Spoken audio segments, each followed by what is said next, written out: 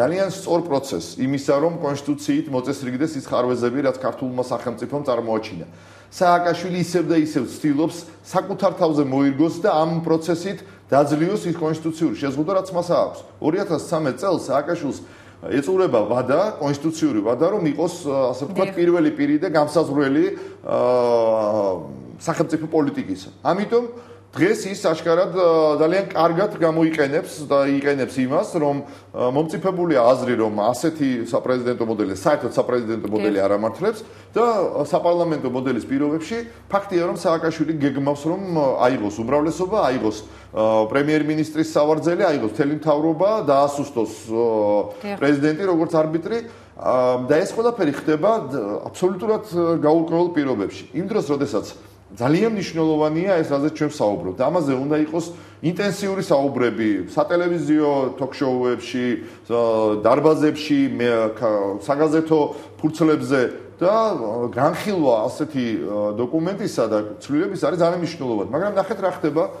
ჩემი ინფორმაციით ორშაბათს უკვე სახელმწიფო კომისია, ეხლა ბერლინში არიან წასული, ასრულებს მუშაობას. და სამშაბათს მე მგონი, ნუ არ აქვს მნიშვნელობა ორშაბათს თუ სამშაბათს მოხდება პარლამენტის ხდომაზე კონსტიტუციური ცვლილებების ინიცირება, დაიწყება საერთო სახალხო განხილვა, რომელიც გულისხმობს, რომ მინიმუმ 1 თვე მაინც უნდა იყოს განხილვა, ანუ არ შეიძლება ამაზე კენჭისხრა. ეს 1 თვე ძალიან საინტერესოა და ამთხვიეს პოლიტიკურად და აქტიურობის თვალსაზრისით ყველაზე ცუდ პერიოდს, აგვისტოს პერიოდს. და ეს კეთდება აბსოლუტურად შეგნებულად. ხელისუფლებას არ აწყობს, რომ ამაზე იყოს აქტიური მსჯელობა. და უკვე აგვისტოს ბოლოს პარლამენტი ოფიციალურად უფლებამოსილი იქნება კენჭი იუყაროს ამ ძალიან ფუნდამენტურ ცვლილებებს და ჩვენ ხა პირობითად 21 აგვისტოს მოხდება ეკა ეს თუ ვთქვათ 15 სექტემბერს მეგონი მნიშვნელობა არ აქვს. ყველას გვესმის, რომ სექტემბრის ბოლომდე ძნელი იქნება საზოგადოების მობრუნება ტელეეკრანებთან, ჩართულობა ამ პროცესში. და ჩვენ ყველანი უცებ გავიღვიძებთ სულიად ახალ რეალობაში. ეხლა როდის ამოქმედდება ეს საპარლამენტო არჩევნებთან ერთად თუ ასე შემდეგ? ამას მნიშვნელობა არ აქვს. და ბატონ დათო, მაინტერესებს თქვენი აზრით შესაძლებელია ამ პროცესის შეჩერება ოპოზიციის ან საზოგადოების მიერ? ან რა უნდა შეიცვალოს იმისთვის, რომ საკონსტიტუციო მოდელი არ იყოს პიროვნებაზე მორგებული? ოღონდ ძალიან მოკლედ ცოტა დრო დაგვრჩა. კი ბატონო, ძალიან ყველაზე მნიშვნელოვან თემას შევეხეთ, ალბათ ისევ პროცესთან დაკავშირებით. პირველი ერთი ის, რომ მე მიმაჩნია, რომ ამ პარლამენტს აქვს სერიოზული პრობლემა იმისა, რომ ის არ ასახავს დღეს საზოგადოების განწყობებს, ვერ არის იქ წარმოდგენილი ძირითადი პოლიტიკური ძალები, თუნდაც ის, რომ მთელი რიგი პოლიტიკური პარტიები არ შევიდნენ და არ შევედით ამ პარლამენტში, მიუთითებს იმაზე, რომ ეს არ არის სრულფასოვანი პარლამენტი, არ არის სრულფასოვანი წარმომადგენლობა, ანუ აქ ამ პარლამენტს არ აქვს იმის უფლება, რომ მან თქვას, რომ აი აქ შედგა ძირითადი კონსენსუსი ამ დოკუმენტის გარშემო და ჩვენ კენჭი უყარეთ. ამიტომ არსებობს ესეთი იდეა, რომელსაც ჩვენ მხარს უჭერთ და ვფიქრობთ, რომ ეს არის ერთ-ერთი გამოსავალი, რომ არ იმართოს მსჯელობა, შეიძლება ამ პარლამენტმა კენჭი უყაროს კიდევაც, მაგრამ უკვე ახლად არჩეულმა პარლამენტმა სწორედ იმან დაამტკიცოს 2/3-ით საბოლოოდ კონსტიტუცია და მის მიერ კენჭისყრის და მხარდაჭერის შემთხვევაში ამოქმედეს ახალი კონსტიტუცია. ეს უკვე სხვა ლეგიტიმაციას მისცემს კონსტიტუციას, ეს მიცემს, რომ თუ მომავალი საპარლამენტო არჩევნები ჩატარდა მართლაც თავისუფალ გარემოში, ნორმალურ საარჩევნო გარემოში, შესაბამისად იქ წარმოდგენილი ძალები უფლებამოსილი იქნებიან, რომ კონსტიტუციას მხარი დაუჭირონ.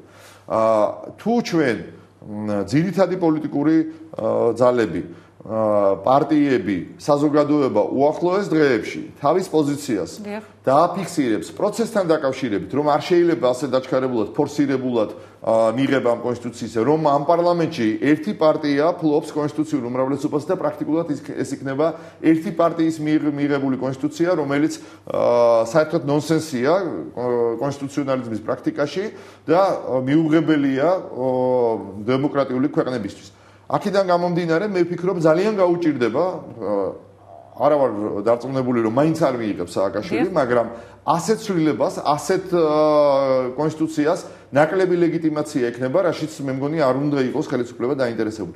არის შანსი ყოველ შემთხვევაში, რომ თუ ჩვენ უახლოეს დღეებში მოვახერხებთ ერთიანი პოზიციით და ჩამოყალიბებას და დაფიქსირებას, სწორედ პროცედურებთან დაკავშირებით, მიღებასთან დაკავშირებით, განხილვის პროცესთან დაკავშირებით და საბოლოო დამტკიცებასთან დაკავშირებით, მაშინ შეიძლება ჩვენ ყველამ ერთად მოვახერხოთ, რომ გადავდოთ ეს პროცესი, დავიწყოთ ძალიან სერიოზული მსჯელობა იგივე შემოდგომიდან.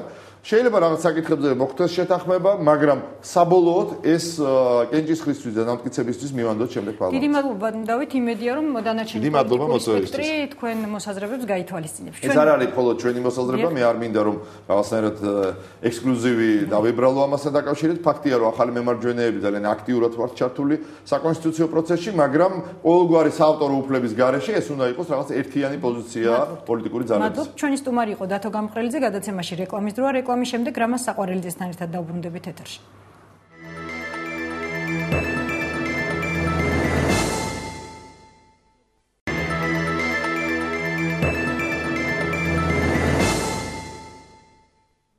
თქვენ უყურებთ პირდაპირ საუბარს, ჩვენი სტუმარია რამაზ საყვარელიძე, ბატონო რამაზ, მოგესალმებით პირდაპირ საუბრის სტუდიაში. გამარჯობათ. მე მინდა იმ გახშირებული ვიზიტების შესახებ ვისაუბროთ, რომელიც ბოლო დროს დაგვატყდა თავს საქართველოში, განსაკუთრებით გამოვყოფ დღევანდელ დღეს, როდესაც 5 ევროპელი მაღალი თანამდებობის პირი იმყოფებოდა საქართველოში. თქვენი აზრით, რითი არის ეს გამოწვეული? ხომ არ ხდება რაიმე ჩვენს თავს ისეთი, რაც ჩვენ არ ვიცით, მაგრამ იცის, თქვათ, პოლიტიკურმა ელიტამ. ჩვენ თავს ყოველთვის ისეთი ხდება, რაც ჩვენ არ ვიცით. მე მგონი ორი ფაქტორი არის მნიშვნელოვანი ამ ვარსკვლავთმცემლის. ერთი ის, რომ რუსეთმა მე მგონი რუსეთში მოიხარშა ის პოზიცია უკვე ჩამოყალიბდა, რომ უნდა წამოვიდეს რაღაც ნაბიჯებზე, მოლაპარაკება და მერე დათმობაზე და ოღონდ ამას გამშვალებელი უნდა და საჭიროა მესამე მხარე, რომელიც მაგიდას მოაწყობს, ასე ვთქვათ, შეხვედრისას. ეს ერთი ფაქტორი და მე მგონი მეორე ფაქტორი გახლავთ ის რუსეთის ფაქტორი შეიძლება ადრეც ყოფილიყო საბაბი გახლავთ ის რომ იზოლაციაში დარჩენილმა საქართველოს ხელისუფლებამ გადადგა ნაბიჯი ირანისკენ ძალიან მკვეთრი და მე მგონი ევროპა მიხვდა რომ იზოლაციაში დარჩენა არ არის სწორი გზა. მაშინ როცა ირანისკენ გადაიდგა ეს ნაბიჯები, ექსპერტების ანალიზში იყო ეს ვერსია, რომ ხომ არ არის ეს ნაბიჯები სწორედ იმისთვის, რომ ყურადღება მიიქციოს დასავლეთისო. ანუ ერთგვარი შანტაჟი? ნუ შანტაჟი არა პოლიტიკაში ბონდის მასეთი რამე. აი ხა მაგალითად თურქეთში რომ გაძლიერდა ფუნდამენტალისტური ნიავი ორიენტაცია ფუნდამენტალიზმისკენ ოფიციალურად აცხადებს თურქეთის ხელისუფლება, რომ თუ ევროპა უფრო მეტ ყურადღებას არ გამოიჩენს თურქეთისადმი, ჩვენ წავალთ ფუნდამენტალიზმისკენ. ლოგიკა არის. ასევე საქართველოს შესთავაზა თავის ამ ნაბიჯით გარკვეული ლოგიკა, რომ თუ ევროპა ისევ იზოლაციაში ამყოფებს საქართველოს, საქართველოს შეიძლება სხვა პარტნიორებზე აიღოს და მათ გაუხსნათ გზა კავკასიისკენ. ასე რომ საქართველოს ეს რაუნდი მე მგონი საკმაოდ გააზრებულად ჩაატარა და მიიღო ის შედეგი, რაც უნდა მიიღო. პანორამას დღეს საფრანგეთის საგარეო საქმეთა მინისტრთან საუზმეზე მიიწვიეს 4 პოლიტიკური ძალა. აქედან 2 ირაკლი ალასანიანი და თინა ხიდაშელი, ანუ რესპუბლიკელები და ირაკლი ალასანი თავისუფალი დემოკრატები, ანუ პროამერიკული ძალები და ნინო ბურჯანაძე და პეტრე მამრაძე, ანუ 2 ის პოლიტიკური ძალა, რომლებსაც საკმაოდ ახლო ურთიერთობა აქვთ რუსეთთან. ნიშნავს თუ არა რაიმეს ეს პოლიტიკური ბალანსი? იყო თუ არა ეს ასე ვთქვათ შეგნებული ნაბიჯი ამ შემთხვევაში და კრიტერიუმის სტუმრების შერჩევისას? არ გამოვრიცხავ რომ ბალანსის კონცეფცია იყო ამის უკან. თუმცა თარგამაძე არ ჩანს არც პროამერიკულად და არც პრორუსულად, ასეთი ის არ იმყოფებოდა საუზმეზე, ის იყო მოგვიანებით უკვე ევროპის საბჭოში, სადაც სხვა პოლიტიკური ძალებიც იყვნენ. მაგრამ მე მაინც მგონია, რომ კუშნერმა გადაწყვიტა ისევ როგორც ადრე, უფრო ფართე პოლიტიკურ სპექტრს შეხვედროდა და არ გაემეორებინა შეცდომა, რომელიც დაუშვა ჩემი აზრით ჰილარი კლინტონმა. ეს ანუ შეცდომა იყო ეს კლინტონის მხრიდან? კლინტონის მხრიდან როდესაც მან ასე ვთქვათ გადაარჩია.